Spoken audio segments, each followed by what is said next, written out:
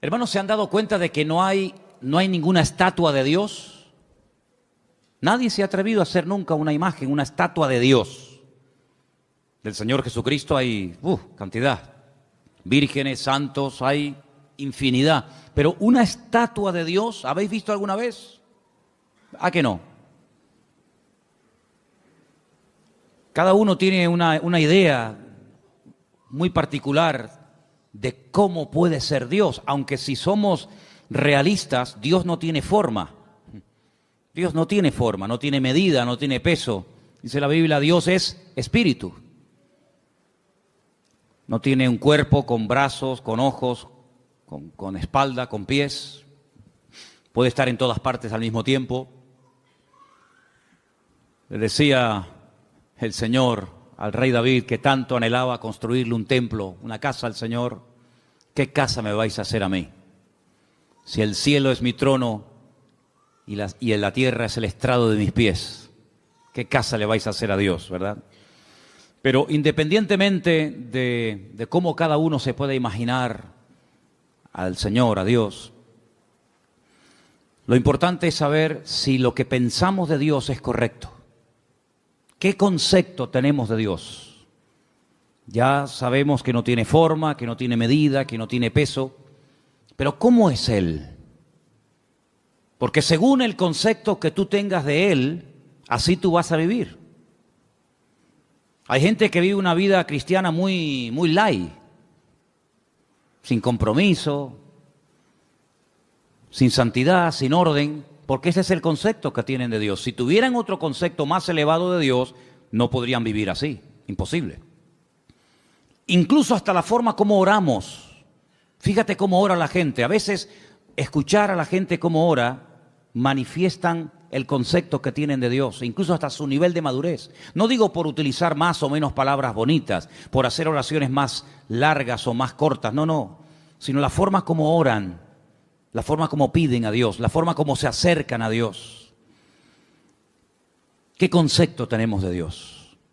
Yo quisiera empezar el mensaje de esta tarde leyendo 2 versículos, después vamos a leer más, pero vamos a comparar 2 versículos, ¿sí?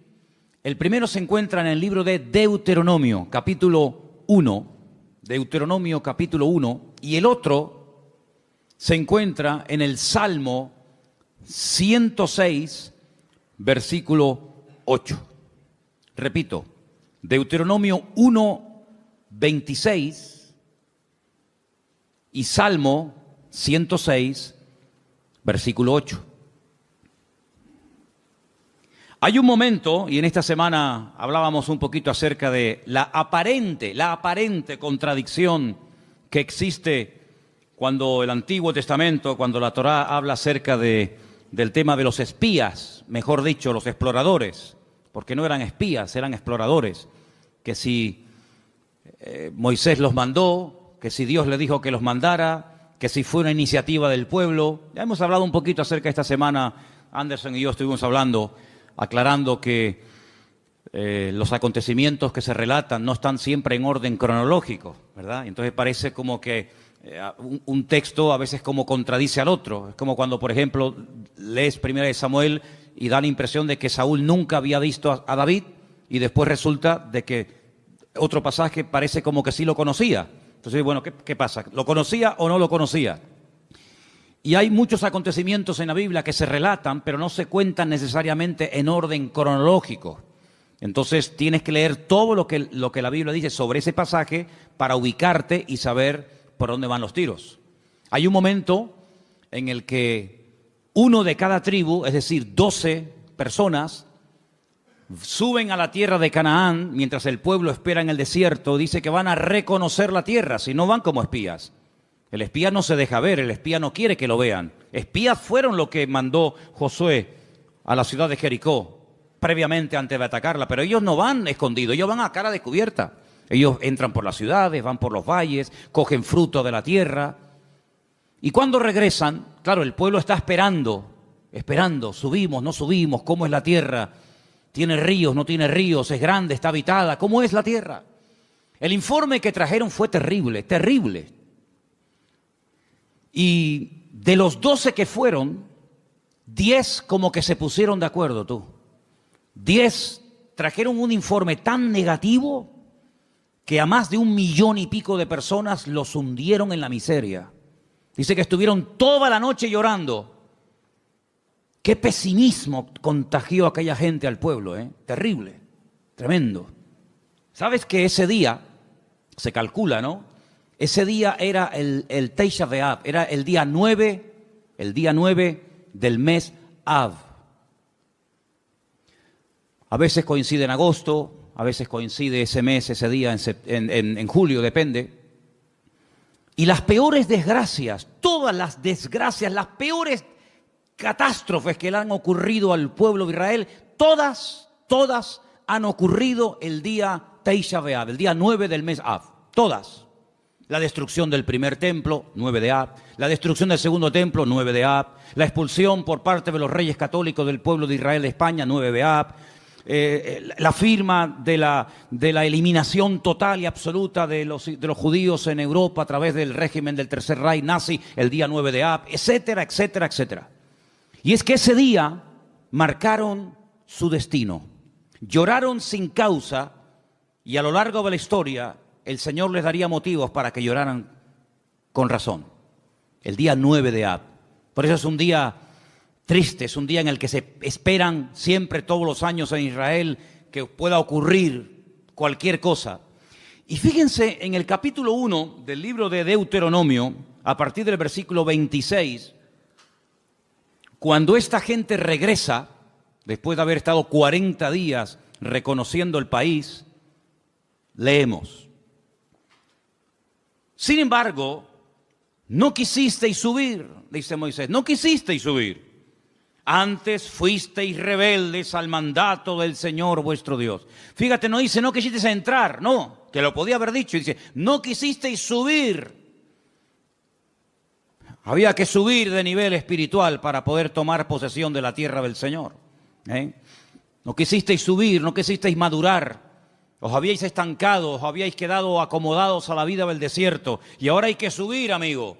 Y no solamente en el sentido físico, sino también en el nivel espiritual, para tomar posesión y para alcanzar ciertas y determinadas alturas espirituales, uno tiene que subir, uno tiene que crecer. Y si no subes y si no creces, te pierdes la bendición. Y dice la Biblia que no quisieron subir. Pero no solamente no quisieron subir, sino que en el versículo 23 dice, y murmurasteis en vuestras tiendas. No es que se negaron a decir, no queremos subir, aquí nos quedamos, sino que en las tiendas donde ellos vivían en el desierto, tuvieron toda la noche murmurando, hablando mal, quejándose, lamentándose. Y fíjate lo que llegaron a decir, cómo el Señor esas conversaciones, cómo el Señor escuchó e hizo que en su palabra quedara registrado parte de lo que murmuraban en las tiendas de campaña durante la noche. Mira lo que decían. El Señor nos aborrece. ¿Cómo? Porque el Señor nos aborrece, nos ha sacado de la tierra de Egipto para entregarnos en manos del amorreo para destruirnos. Mire, hermano, si Dios hubiera querido destruir a esta gente, no hacía falta sacarlos de Egipto. No hacía falta sacar a todo el pueblo de la esclavitud en Egipto, llevarlos por el desierto y subirlos a la tierra prometida, a la tierra que fluye leche y miel para destruirlo. En el mismo Egipto podían haber sido aniquilados. Pero fíjate el concepto que ellos tienen de Dios. Y claro, según el concepto, según lo que ellos piensan de Dios, así hablan. De la abundancia del corazón, dice la Biblia, habla la boca. Como Dios nos aborrece, nos sacó de Egipto. ¿Así? Es decir, que Dios te sacó de Egipto porque te aborrece. ¿Eso es lo que tú crees? Y entonces, como nos aborrece, como nos odia, lo que quiere es ahora meternos en la tierra prometida, la tierra de Canaán, para que los habitantes de ese país, sobre todo los amorreos, nos destruyan y acaben con nosotros y con nuestras familias y con nuestros hijos y con nuestra vida. Y lo decían tan tranquilos y se quedaban tan panchos. Todos sabemos que esa noche, como acabo de decir, sellaron su destino y Dios dijo, ahora sí que no van a entrar, amigo. Ahora sí que no van a entrar. Van a entrar aquellos que dijisteis que no entrarían, que eran vuestros hijos. Es decir, la generación adulta que salió de Egipto no entró en la tierra prometida. Dios levantó una nueva generación sin esos prejuicios, sin esas ideas equivocadas y distorsionadas de Dios, y esos fueron los que entraron, y estos que hablaron mal, y estos que murmuraron, todos cayeron en el desierto, uno detrás de otro, excepto aquellos que hablaron bien, Josué y Caleb. Ellos dos sobrevivieron, con más de 80 años, ambos entraron a la tierra prometida, la vieron, la disfrutaron, la habitaron y la conquistaron, y posteriormente la repartieron, solamente ellos. Fíjate la cantidad de cosas que se puede uno perder, y la cantidad de puertas en el mundo espiritual que uno puede cerrar simplemente, digo simplemente entre comillas, por hablar mal. Perdieron la oportunidad de su vida. Pudieron haber entrado hacía 40 años, pero por la forma como hablaron, Dios dijo sí. Muy bien, se acabó. Pero no solamente no van a entrar, sino que ahora encima van a morir en el desierto. Es increíble. Así que ellos creían que Dios los aborrecía. Pero mira lo que dice el Salmo 106. Todo lo contrario. Todo lo contrario. El Salmo 106, dicho sea de paso, es un resumen de lo que ocurrió desde que salen de Egipto hasta que prácticamente entran en Canaán a través de Josué. Es un salmo muy interesante. Si quieres conocer bastante de la historia de Israel en esta época de la historia, lee el Salmo 106. Es muy interesante. Pero voy a leer solamente el versículo 8. Salmo 106, verso 8. ¿Lo tienen, hermanos? Dice, pero Él los salvó por amor de su nombre, para hacer para hacer notorio su poder. Si comparamos lo que dice Deuteronomio, y lo que decía el pueblo, y lo que el Señor dice a través del Salmo 106, no tiene nada que ver una cosa con otra. En un pasaje dice, Dios nos sacó de Egipto porque nos odia, porque nos aborrece y lo que quiere es aniquilarnos y destruirnos. Y el Salmo 106 lo que dice es que la razón principal por la cual el Señor sacó al pueblo de Israel de la esclavitud en Egipto es por amor. No porque los aborrecía, sino por amor. Yo pregunto, de las dos opiniones, la del pueblo y la de Dios, ¿cuál será la correcta? ¿Quién dijo la verdad? Evidentemente el Señor. ¿Quién se equivocó? ¿Quién habló mal? El pueblo. ¿Quién pagó las consecuencias de hablar mal? El pueblo. ¿Quién perdió la bendición? El pueblo. ¿Y tú crees que a nosotros no nos puede pasar hoy en día lo mismo? ¿Crees que esto solamente es algo que le pasaba a ellos en el Antiguo Testamento, pero que hoy en día da igual cómo hablemos, si nos quejamos o damos gracias al Señor? Si somos personas con una actitud, digamos, de agradecimiento y de gratitud, o estamos todo el santo día lamentándonos, que da igual. No te confundas, hermano.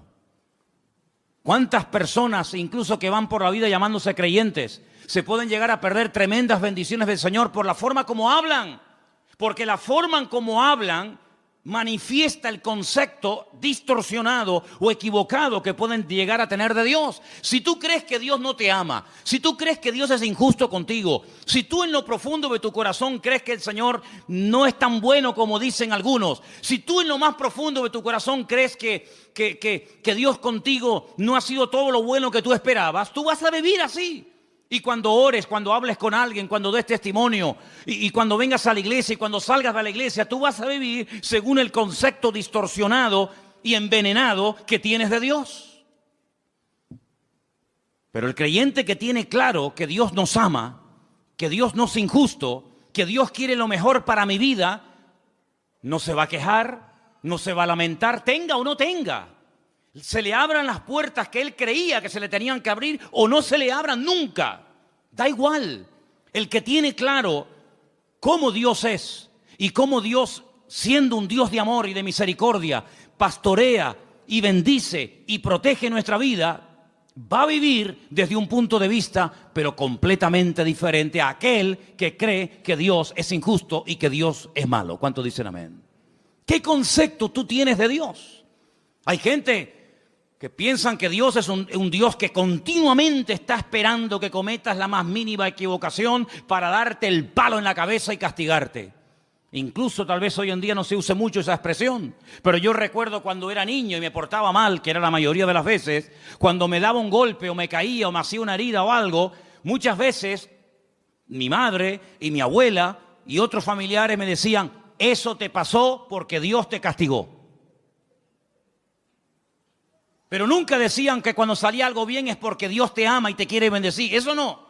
Pero cuando te pasaba algo malo, Dios te castigó. Y si no, pórtate bien y ya verás cómo no te hubiera pasado. Porque es el concepto que mucha gente tiene de Dios. Que Dios está con el garrote en la mano esperando que cometas la más mínima equivocación para castigarte. Porque tienen el concepto de un Dios castigador. De un Dios vengativo. De un Dios que no pasa ni una. De un Dios que aquí te pillo y aquí te mato. Y así viven, asustados, amedrentados, tratando siempre de buscarse la vida, tratando siempre, ¿verdad?, de abrirse camino a ellos mismos, porque creen que ellos se pueden pastorear a sí mismos mejor que lo que Dios nos puede pastorear a nosotros. ¿Qué te parece, amigo? ¿Qué concepto tú tienes de Dios? ¿Sabes? Comencé a buscar en la Biblia algunas personas que hablaron y describieron a Dios. Y me quedé muy sorprendido, porque hay pasajes extraordinarios en la Biblia donde vemos el concepto que algunas personas tenían acerca de Dios. Y vamos ahora a hacer un viaje por el libro del profeta Daniel, libro que está lleno de declaraciones de personas, vamos a decir, no muy creyentes que digamos, pero que cuando les tocó hablar y describir la figura de Dios, nos quedamos con la boca abierta del concepto que ellos tenían de Dios. Vamos, por ejemplo, a Daniel, capítulo 2, a partir del verso 46.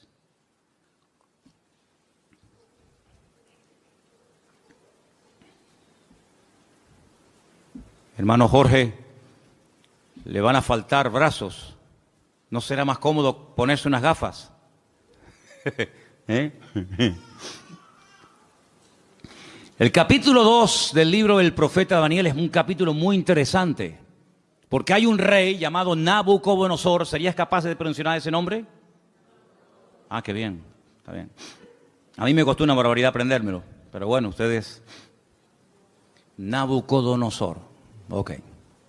Tiene un sueño, pero resulta que por lo visto se le olvidó. Pero el sueño lo marcó de tal manera que al día siguiente... Él reúne a sus magos, sátrapas, astrólogos, adivinos, etc. Y les dice, anoche tuve un sueño que me perturbó, me robó la paz. Y quiero que ustedes me digan qué significa ese sueño, que me lo interpreten. Y claro, todos los que estaban allí le dijeron, sí, oh rey, dinos, cuéntanos el sueño y nosotros te diremos lo que significa. Y le dice el rey, es que lo he olvidado. No me acuerdo lo que soñé. Así que lo que quiero es que me digan lo que soñé y a continuación me interpreten el sueño. Y si no me lo hacen, los condeno a muerte. Convertiré vuestra casa en un estercolero, en un muladar. Descuartizaré a vuestros hijos. Y claro, aquello causó un caos en el palacio tremendo, porque incluso algunos le llegaron a decir, pero es que nunca, jamás se ha oído de un rey que pida que se le cuente el sueño que ha soñado y encima la interpretación. Y no había forma. Sin embargo, la Biblia dice que Daniel, junto con sus amigos, oraron y le pidieron al Señor que les mostrara qué sueño había tenido este hombre y qué significaba. Y efectivamente, el Señor dice en la Biblia que le reveló a Daniel lo que el rey Nabucodonosor había soñado y lo que significaba. Y cuando llega Daniel a la presencia del rey Nabucodonosor, pues le dice, mira, lo que tú has dicho, ningún hombre te lo puede interpretar, nadie en esta vida, ni mago, ni astrólogo, ni sátrapa, ni adivino, jamás te lo podrá decir. Pero dice, pero hay un Dios en los cielos que revela los misterios a los hombres. Y en este caso Dios me ha escogido a mí para decirte que tú lo que soñaste es que vistes una estatua enorme de 4 materiales diferentes. Viste que la estatua tenía, o la imagen tenía una cabeza de oro, ese eres tú, ese es tu imperio Babilonia. Pero luego después de ti se levantará otro imperio, y dice que vio el pecho y los brazos de plata, y le dice serán el imperio de los medos persas que se unirán y formarán un segundo imperio. Pero caerá ese imperio con el paso del tiempo y se levantará un tercer imperio que será el de Alejandro Magno, los griegos, ¿verdad? Y por eso ve que el vientre y los muslos son de bronce, pero se levantará un cuarto imperio que hace referencia proféticamente al imperio romano y también en cierto sentido también un poco al reino del anticristo, representado por el hierro y por el barro, y le muestra que tiene 2 piernas y 10 dedos. Y claro, Nabucodonosor, cuando oye aquello, se queda sorprendido, porque dice, bueno, ¿y cómo este hombre puede saber lo que yo soñé? Esto es algo increíble, aunque no le diera la interpretación. El simple hecho de que este hombre haya recibido el sueño que yo tuve, ya me deja con la boca abierta. Pero si encima me dice lo que esto significa, entonces ya esto es el máximo. Y efectivamente, el profeta Daniel se lo interpretó y le dijo, en fin, lo que iba a pasar a lo largo de la historia, los imperios, los que iban a caer, los que no iban a caer, quién iba a ser el primero, el segundo, el tercero, el cuarto, etcétera, etcétera. Y cuando termina de contarle el sueño con su correspondiente interpretación, en el capítulo 2, verso 46 del profeta Daniel, ahora habla el rey y dice, escucha, atento. Entonces el rey Nabucodonosor se postró sobre su rostro y se humilló ante Daniel. Esto es increíble. Y mandó que le ofreciesen presentes e incienso a Daniel. Y el rey habló a Daniel y le dijo, ciertamente el Dios vuestro es Dios de dioses y Señor de los reyes, y el que revela los misterios, pues pudiste revelar este misterio. ¿Cuántos dicen amén? Y ahí se da cuenta Nabucodonosor que el Dios de Daniel, que no es el suyo, dicho sea de paso, es un Dios superior. Es un Dios que es capaz de revelar cosas increíbles que ningún otro Dios en esta vida es capaz de hacerlo. Luego, el concepto que Nabucodonosor en ese momento tenía de Dios es un concepto elevadísimo. No hay otro Dios como el tuyo. Pero ustedes piensan que ese concepto, esa opinión buenísima que tenía del Dios de Daniel, hizo que este hombre cambiara radicalmente de la noche a la mañana. Nada que ver. Una cosa es que tú sepas lo que Dios es y lo que Dios hace, lo que Dios permite y lo que Dios prohíbe, y otra cosa es que tú actúes en consecuencia al conocimiento que tienes de Dios. Fíjate que Daniel le dice, agárrate a este detalle, la imagen tiene 4 materiales, oro, plata, bronce y hierro. ¿Qué es lo que ocurre? ¿Qué es lo que hace Nabucodonosor con esa interpretación? Dice, bueno, pues si los 4 materiales representan 4 imperios, yo lo que voy a hacer es ir en contra de lo que Dios ha revelado a través de este hombre, y voy a mandar a construir una imagen, una estatua enorme, curiosamente de 66 codos de alto y 6 codos de ancho, y la voy a mandar a hacer toda de oro, desde la cabeza hasta la planta de los pies, como diciendo, eso de que después de mí va a haber un imperio y después otro y después otro, de eso nada. La voy a hacer toda de oro, como diciendo, aquí el único imperio del cual se va a hablar y va a perdurar en el tiempo y en el espacio va a ser el reino de Nabucodonosor, el reino de Babilonia, que representa al oro. Y ahora en el capítulo 3, lo que vemos es al rey Nabucodonosor, en el versículo 28, ordenándole a toda la población de su reino que se postren y adoren la imagen que él ha levantado. Y ahí encontramos un pasaje increíble, extraordinario, donde vemos que hubieron 3 personas que no quisieron postrarse ante su imagen. Capítulo 3, versículo del 28 en adelante, dice así la palabra. Entonces Nabucodonosor dijo, bendito sea el Dios de ellos, de Sadrat, de Mesat, de Abednego, que envió su ángel y libró a sus siervos que confiaron en él y que no cumplieron el edicto del rey y entregaron sus cuerpos antes que servir y adorar a otro Dios que es su Dios. Por lo tanto, decreto que en todo pueblo, nación o lengua que dijere blasfemia contra el Dios de Sadrach, Mesach y Abednego, sea descuartizado y su casa sea convertida en muladar, por cuanto no hay Dios que pueda librar como este. Él se dio cuenta de que el fuego no destruyó a estos tres jóvenes valientes, porque ellos le dijeron al rey de Nabucodonosor: aunque nos des otra oportunidad, no nos vamos a postrar ante tu imagen. Nosotros solamente adoramos a Dios. Y si ese acto de adorar a Dios implica el que muramos hoy quemados, pues estamos dispuestos a morir quemados. ¿Y qué?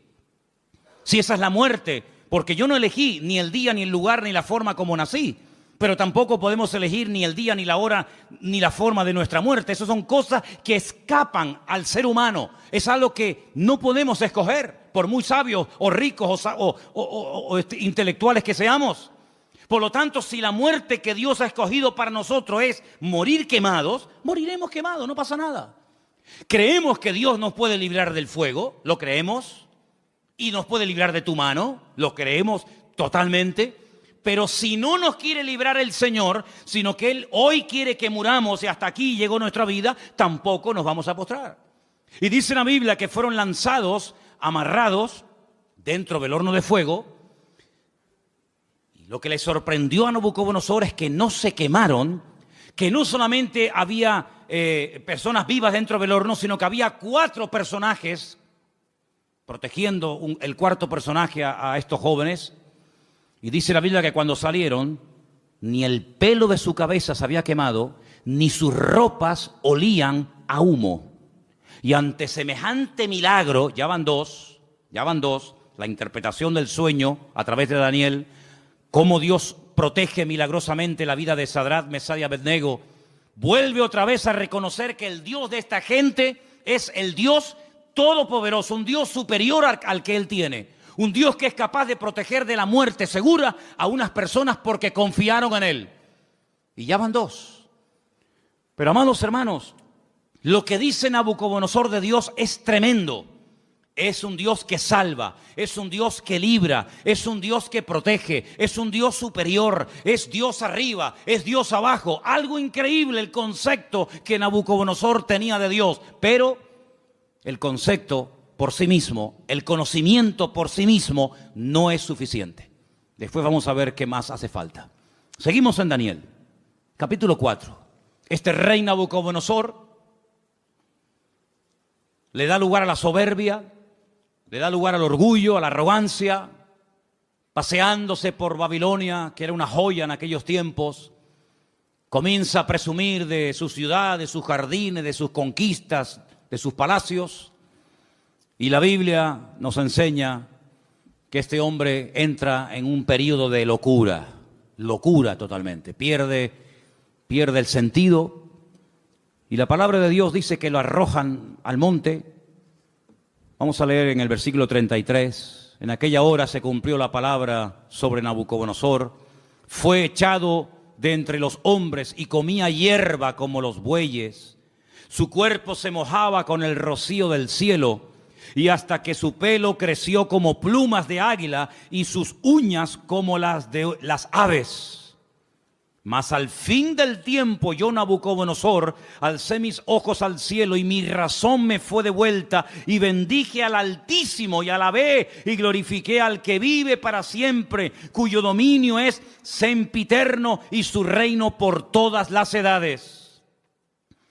Todos los habitantes de la tierra son considerados como nada, y Él hace según su voluntad en el ejército del cielo y en los habitantes de la tierra, y no hay quien detenga su mano y que alguien le diga: ¿qué haces?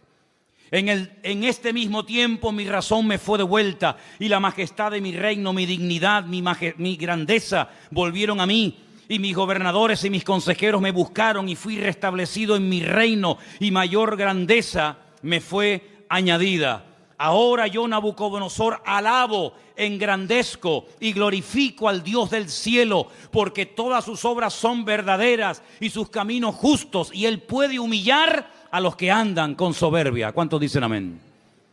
Si las palabras que Nabucodonosor habla de Dios, luego sus acciones son otra cosa. Lo que hace es otra cosa diferente. Pero cuando habla de Dios, son maravillas. Son cosas tremendas, preciosas. Lo alaba, lo bendice, lo glorifica, lo levanta en alto, lo reconoce.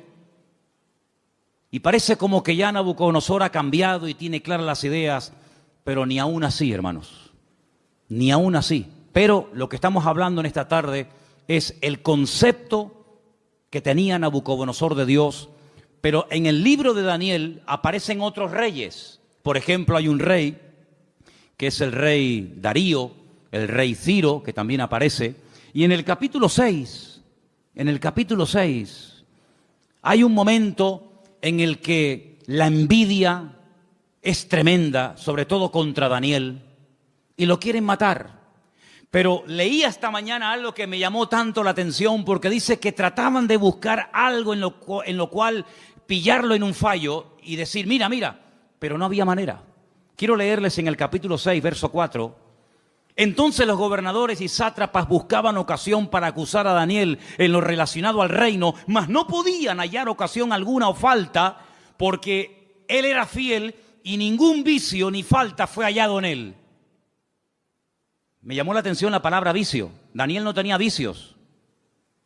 Dice, no podemos acusarlo de nada. No hay forma no hay forma.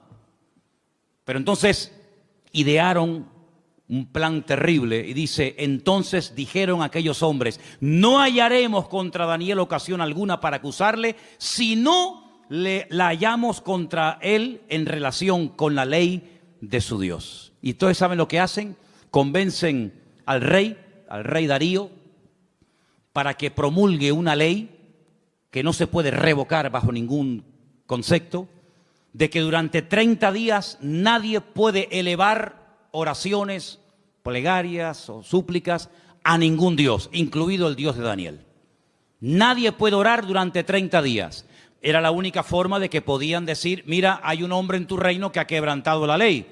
Porque nosotros como creyentes, y creo que lo tenemos claro, tenemos que cumplir las leyes de los países donde vivamos siempre y cuando no vayan en contra de la palabra de Dios. ¿Cuántos dicen amén?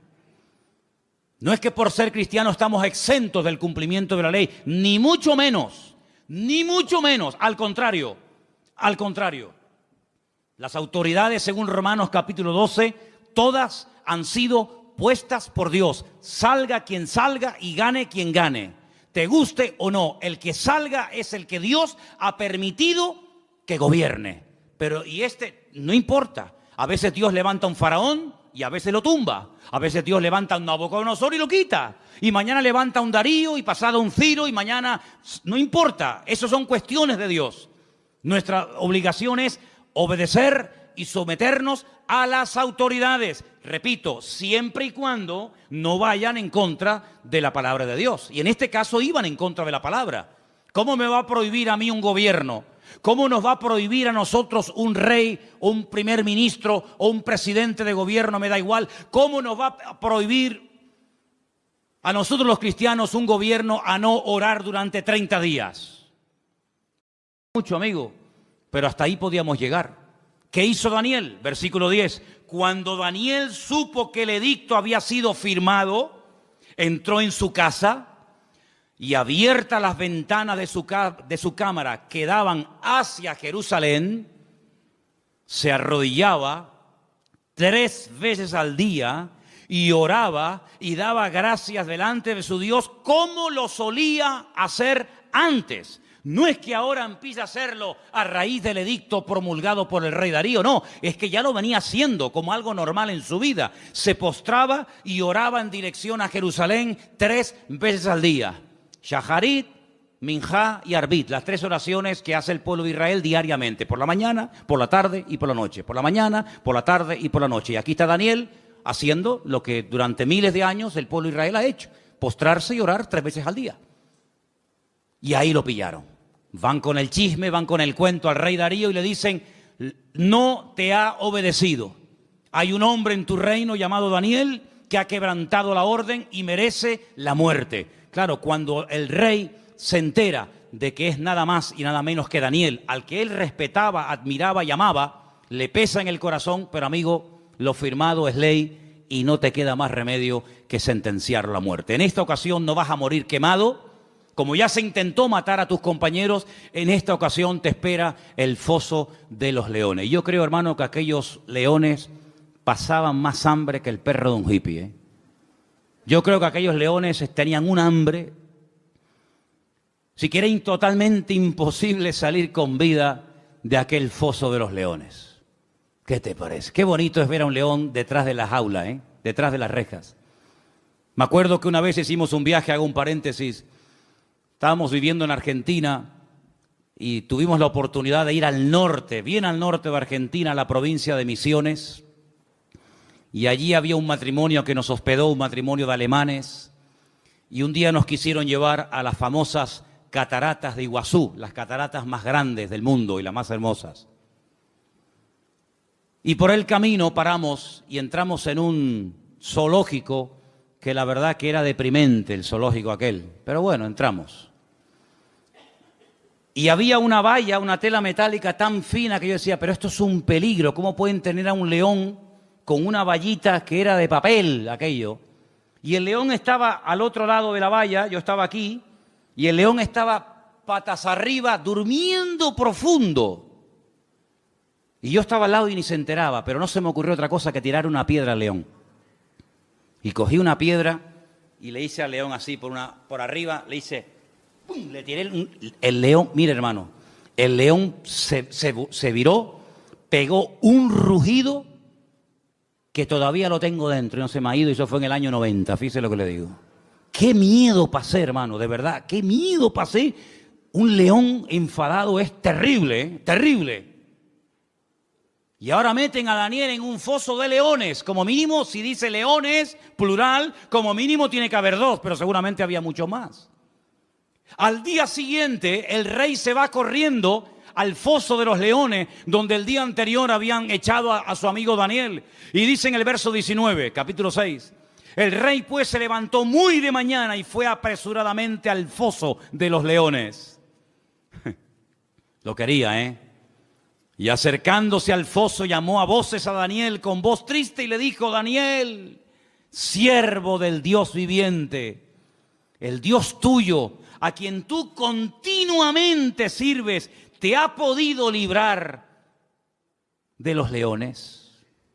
¿Te ha podido librar tu Dios? Solamente por eso ya Dios tenía que librar a Daniel. Porque si no lo hubiera librado, el rey Darío se hubiera llevado un concepto equivocado de Dios. El Dios de Daniel no pudo salvar a su siervo de la garra de los leones. Solamente por eso ya el Señor protegió a Daniel. ¿De cuántas nos ha librado el Señor para no quedar mal Él? No para no quedar mal nosotros, para no quedar mal Él. ¿De cuántas nos ha librado el Señor? ¿Verdad? Y acercándose al foso lo llamó, ya lo hemos leído, versículo 21. Entonces Daniel respondió, dijo, oh rey, vive para siempre, mi Dios envió su ángel, el cual cerró la boca de los leones para que no me hicieran daño, porque ante él fui hallado inocente, y aún delante de ti, oh rey, no he hecho nada malo. Entonces se alegró el rey en gran manera a causa de él y mandó sacar a Daniel del foso, y Daniel fue sacado del foso y ninguna lesión se halló en él porque había confiado en su Dios. Y el rey dio orden y fueron traídos aquellos hombres que habían acusado a Daniel y fueron echados en el foso de los leones, ellos, sus hijos, sus mujeres, y aún no habían llegado al foso, al fondo del foso, cuando los leones se apoderaron de ellos y quebraron todos sus huesos. Entonces el rey Darío escribió a todos los pueblos, naciones y lenguas que habitaban en toda la tierra, paz os sea multiplicada. De parte mía es puesta esta ordenanza, que en todo el dominio de mi reino todos teman y tiemblen ante la presencia del Dios de Daniel. Escucha ahora el concepto elevadísimo que tenía Darío de Dios. Porque Él es Dios viviente. ¿Cuántos dicen amén? Permanece por todos los siglos. ¿Cuántos dicen amén? Su reino no será jamás destruido. Su dominio perdurará hasta el fin. Él salva. ¿Cuántos dicen amén? Él libra. Hace señales y maravillas en el cielo y en la tierra. Él ha librado a Daniel del poder de los leones. Y Daniel prosperó durante el reinado de Darío y durante el reinado de Ciro el persa. Fíjate qué concepto por aquel milagro, por aquella maravilla hecha por el Señor, proteger milagrosamente de la muerte, devorado por las fieras, por los leones a Daniel. Este hombre dice cosas tremendas que muchos cristianos cuestionan. Él dice: Dios salva, pero Dios libra, hace maravillas. Hay algunos cristianos que no creen que Dios hace maravillas. Hay algunos cristianos que incluso se han atrevido a publicar y a decir desde púlpitos y desde revistas y desde páginas web, etcétera, etcétera, que ya no existen milagros. Sin embargo, Darío no tenía ese concepto distorsionado de Dios. Darío decía: el Dios de Daniel salva, libra, hace señales en el cielo y en la tierra, protege, es un Dios todopoderoso. ¿Cuántos dicen amén? Si lo tenía Darío, ese concepto de Dios, ¿cuánto más tú y yo tenemos que tener ese concepto de nuestro Padre y de nuestro Dios? Todos estos pasajes que estamos viendo nos están descubriendo cómo es Dios a través de la óptica de, vamos a decir, de inconversos. Personas que eran impactadas, personas que quedaban con la boca abierta ante semejantes maravillas. Pero hay un pasaje que encontré en el Nuevo Testamento, en el libro de los Hechos, que para mí es una de las mejores descripciones de Dios de toda la Biblia. Está en el libro de los Hechos, el capítulo 17. Y es concretamente una parte del mensaje profundo que el apóstol Pablo dio cuando se encontraba de visita en Grecia, concretamente en la ciudad de Atenas. En el capítulo 17 del libro de los Hechos, a partir del verso 24, Pablo, hablándole a aquella gente allí en Grecia, dice, si quieren arrancamos desde el versículo 22, ¿vale? Hechos 17, 22. Entonces Pablo, puesto en pie en medio del Areópago, dijo: varones atenienses, en todo observo que sois muy religiosos. Qué curioso cómo eran los griegos, ¿eh? Eran religiosos, eran hedonistas, deportistas, un culto al cuerpo tremendo. Es una sociedad muy, muy parecida a la que vivimos nosotros hoy en día, ¿verdad? No eran ateos, eran muy religiosos. Dice, porque pasando y mirando vuestros santuarios, hallé también un altar en el cual estaba esta inscripción: al Dios no conocido. Tenían un altar donde no había ningún Dios, pero habían puesto una inscripción, una placa que decía esto: al Dios no conocido, al que vosotros adoráis sin conocerle. Y ese es el Dios que yo vengo a anunciar. Y Pablo dice, verso 24, escucha ahora: el Dios que hizo el mundo y todas las cosas que en él hay. ¿Puede decir amén a esto?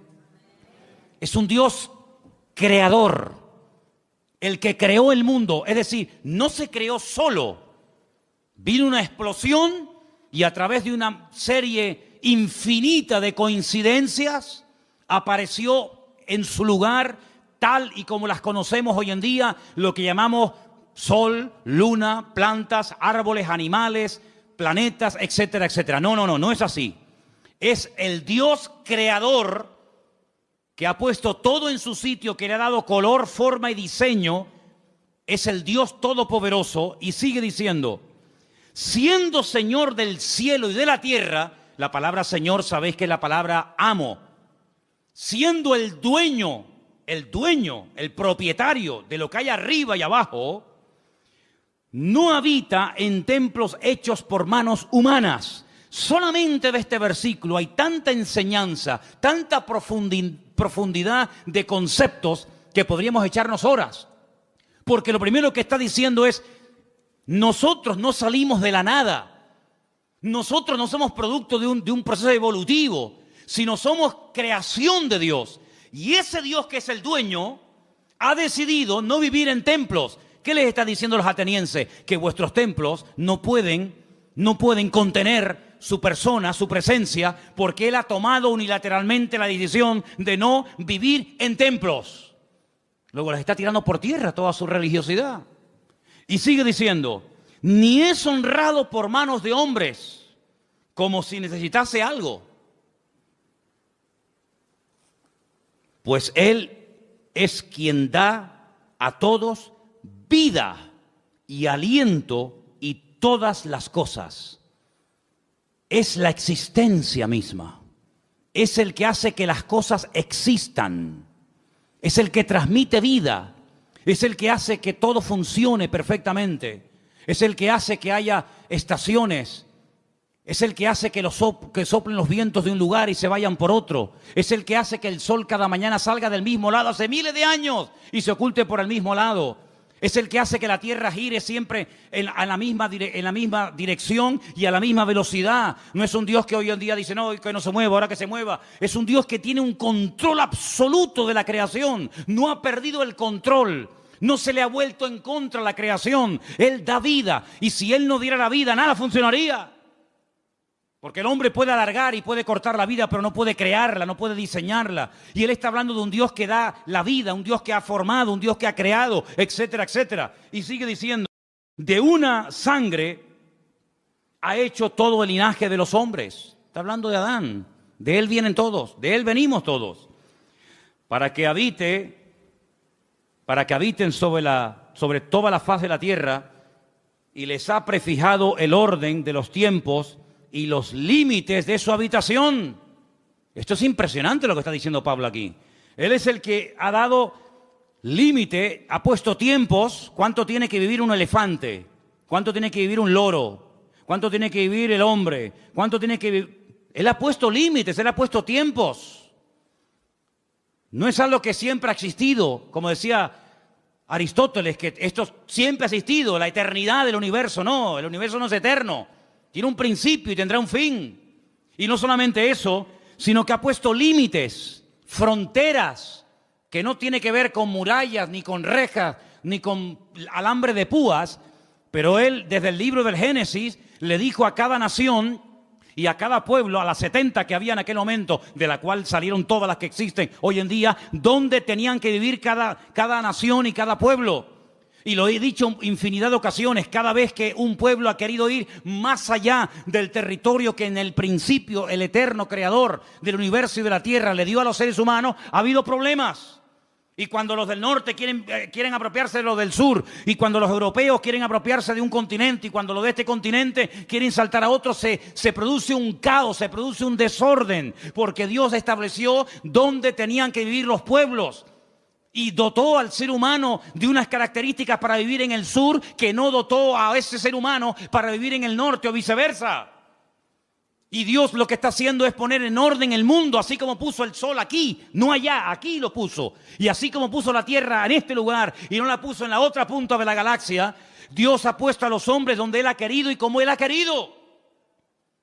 Porque es un Dios que controla y ordena la creación. Y el hombre siempre tratando de alterar el orden de Dios.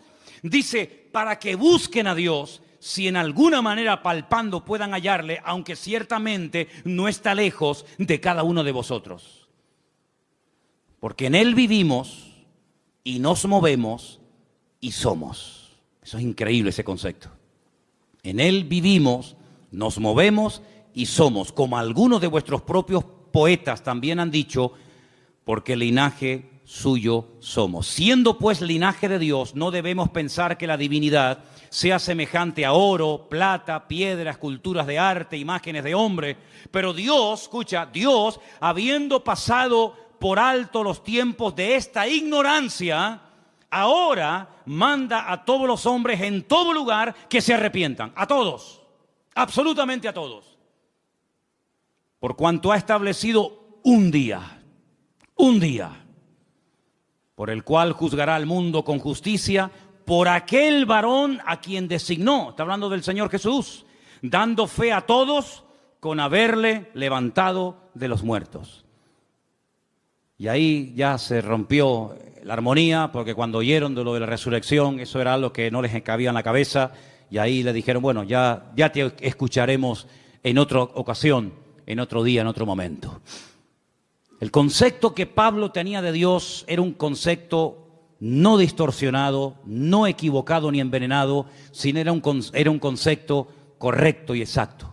Y la pregunta que tenemos que volver a hacer nosotros en el día de hoy, ¿qué concepto tenemos nosotros de Dios? ¿Cómo tratamos a Dios? Muchas veces le decimos a Dios cómo nos tiene que tratar a nosotros. Pero la pregunta es, ¿cómo estamos nosotros tratando a Dios? Queremos que Él nos sane cuando estamos enfermos. Queremos que Él supla nuestras necesidades cuando necesitamos que sean suplidas. Queremos que nos haga compañía cuando nos sentimos solos.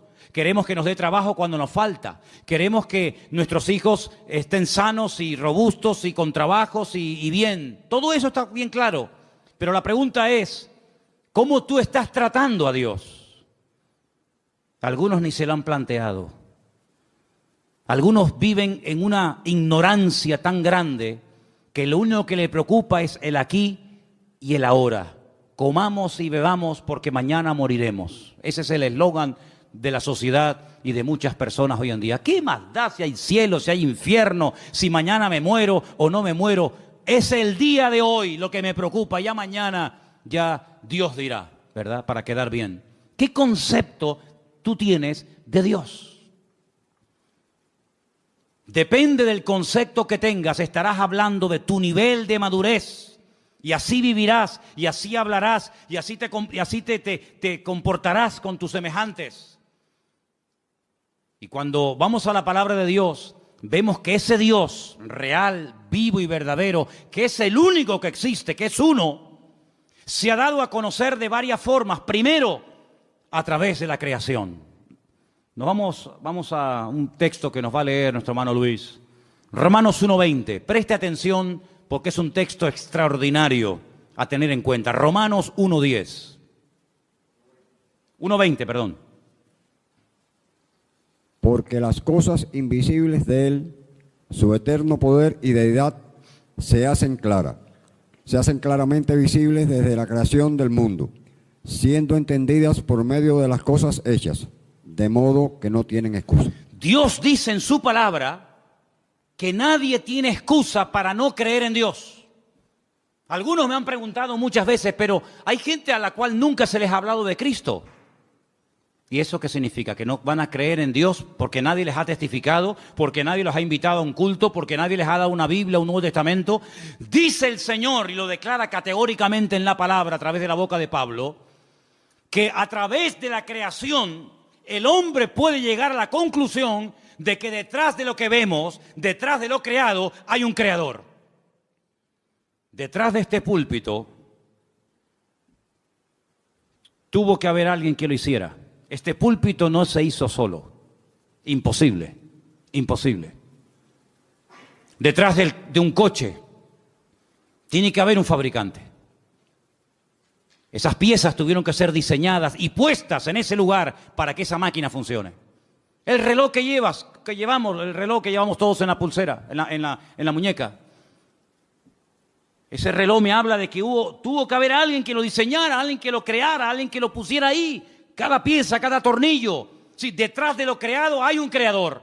Y detrás de cada cosa creada hay un diseñador que le dio forma. Y Dios le ha dado forma a la humanidad. Dios le ha dado forma al mar. Dios le ha dado forma a las montañas. Dios le ha dado forma al universo. ¿Quién hizo eso? ¿Quién creó el mundo? ¿Quién creó el agua del mar con la justa medida para que no se pudran los seres vivos que viven ahí adentro? Si tuviera más nivel de sal, la vida sería imposible, como el mar muerto. Hay un mar que se llama el mar muerto. Bueno, en hebreo se llama el Yam HaMelach, el mar de la sal. En español, el mar muerto. ¿Por qué es muerto? Porque tiene demasiado nivel de sal. ¿Te imaginas que los mares que nos rodean, las playas a las que vamos a bañarnos, tuvieran el mismo nivel de sal que el mar muerto en Israel? No habría peces. Sería imposible la vida. No se podría navegar en esos mares. No habría peces, no habría fauna marina. Pero Dios, cuando hizo el mar, le dio la cantidad exacta de sal, ni más ni menos, para que todo funcione de una forma perfecta y matemática durante miles y miles de años. Así de claro, hermano. Si el sol estuviera un poco más cerca, sería imposible la vida en el planeta Tierra. Moriríamos todos achicharrados, quemados. Si el sol estuviera más lejos, la vida en la Tierra sería imposible. Se congelaría la Tierra. Pero Dios lo puso justamente donde tiene que estar y como tiene que estar, para que ni caliente demasiado ni enfríe demasiado. Ahí está, donde tiene que estar. Dios todo lo ha diseñado de una forma increíble, pero algunos, mentes sabias, dicen que no, que detrás de todo eso no está Dios, que detrás de todo eso hay un proceso evolutivo, hay un Big Bang, hay unas explosiones, hay un cúmulo de coincidencias, millones de coincidencias para que todo forme lo que llamamos mundo, universo, tierra. Increíble. Ahí se cumple el texto que dice, y queriendo ser sabios, se hicieron necios. Queriendo ser sabios, se hicieron necios. El Señor se dio a conocer primeramente a través de la creación. Hay personas que se han convertido observando las estrellas, porque todas las estrellas del universo, su nombre está en hebreo. Y traduciendo el nombre de muchas de las estrellas, puedes conocer prácticamente toda la Biblia, Antiguo y Nuevo Testamento. Primera y segunda venida de Cristo. Ya sé que no es un método que hoy en día utiliza el Señor, pero hubo durante muchas generaciones y siglos, un sistema que le permitía al hombre leer, descifrar el mensaje de Dios en las estrellas. De ahí que el diablo después se levantara y creara o inventara la famosa astrología, tratando de manipular el universo, ¿verdad? Y tratando de decirle al hombre que esta estrella o aquella o la otra ejercía una influencia mejor o mayor o positiva o negativa sobre el carácter, la personalidad de la gente. Y de ahí viene todo el sistema de horóscopos y toda esa historia. Pero hubo un momento en la historia en el que los hombres sabían interpretar y leer las estrellas. Y los magos de Oriente vinieron a Belén guiados por una estrella, no por una, sino por su estrella. Y se dieron cuenta de que las estrellas se habían alineado. Y cuando interpretaron y vieron Betulá y vieron Ari y vieron todas las estrellas, ellos dijeron, ha nacido el Mesías. Porque ellos supieron leer el mensaje, cosa que hoy en día pues ni se puede ver ni se puede interpretar. Y hay otro momento en el que Dios utilizó otro sistema. Y dice la Biblia en Hebreos, que también lo vamos a leer ahora, que Dios habló muchas veces, muchas formas y maneras distintas. Pero ahora ya ha hablado ya de la última forma que iba a hablar. Y quiero que escuchen este versículo. Es el último que vamos a leer. En Hebreos capítulo 1, a partir del versículo 1 en adelante, dice así.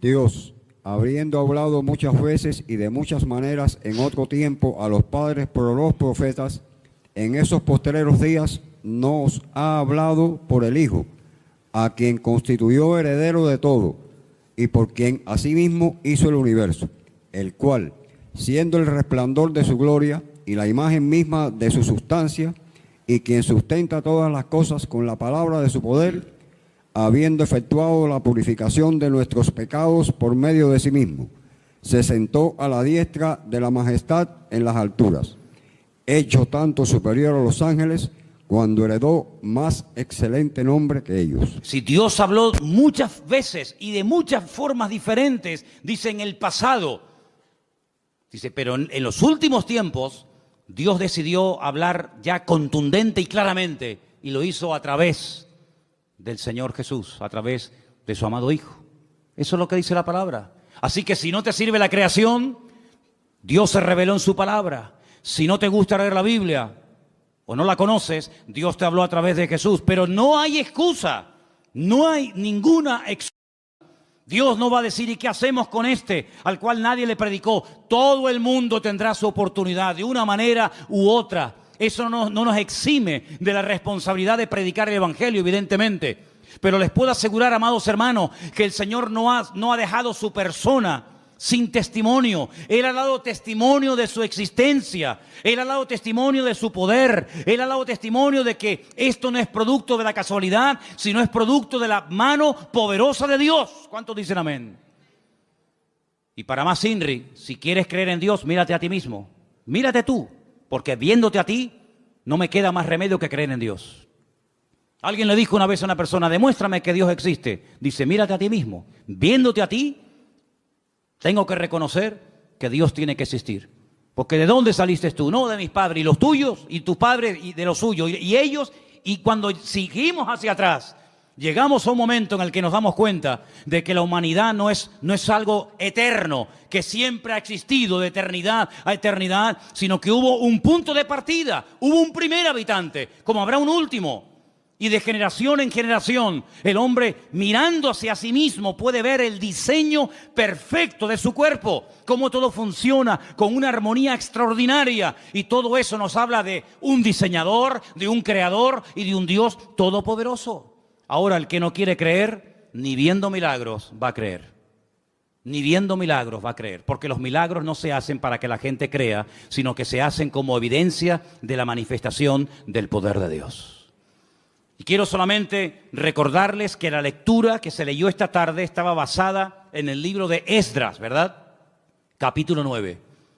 Cuando ellos vuelven del cautiverio en Babilonia, gracias al Señor, después de 70 años, llegan a Babilonia, llegan a Jerusalén, con la intención de hoy empezar de cero, reconstruir la ciudad, inaugurar otra vez el templo, y bueno, hacer las cosas ahora bien.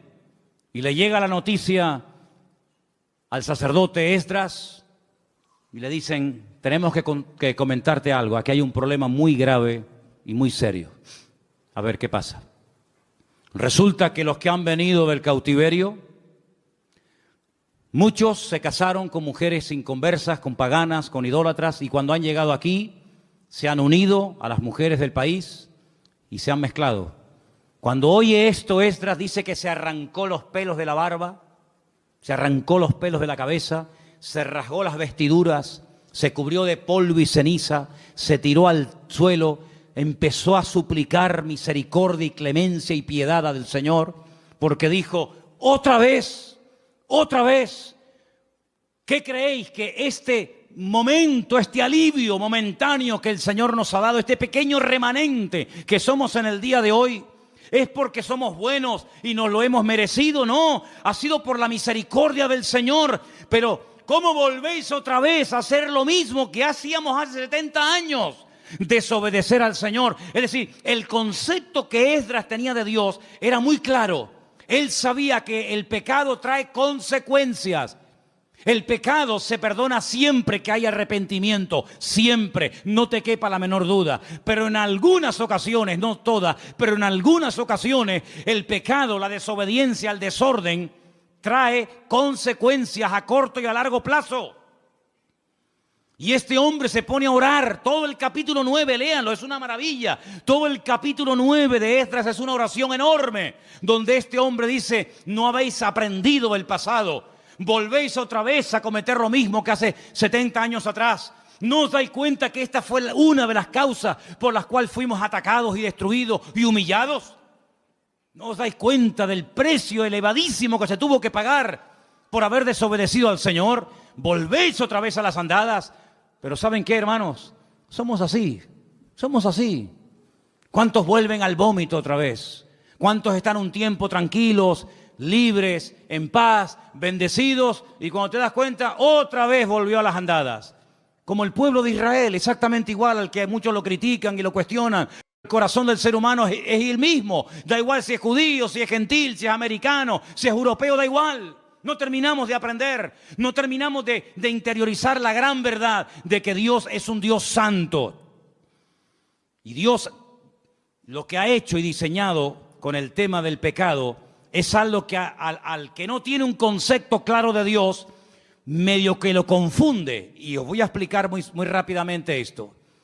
Como no la consecuencia, sino la sentencia sobre el pecado no es inmediata. El hombre cree que como yo he pecado, he desobedecido, no he hecho la voluntad de Dios y aparentemente no me ha pasado nada, pues eso quiere decir de que lo puedo volver a hacer. Pero es que Dios lo ha diseñado.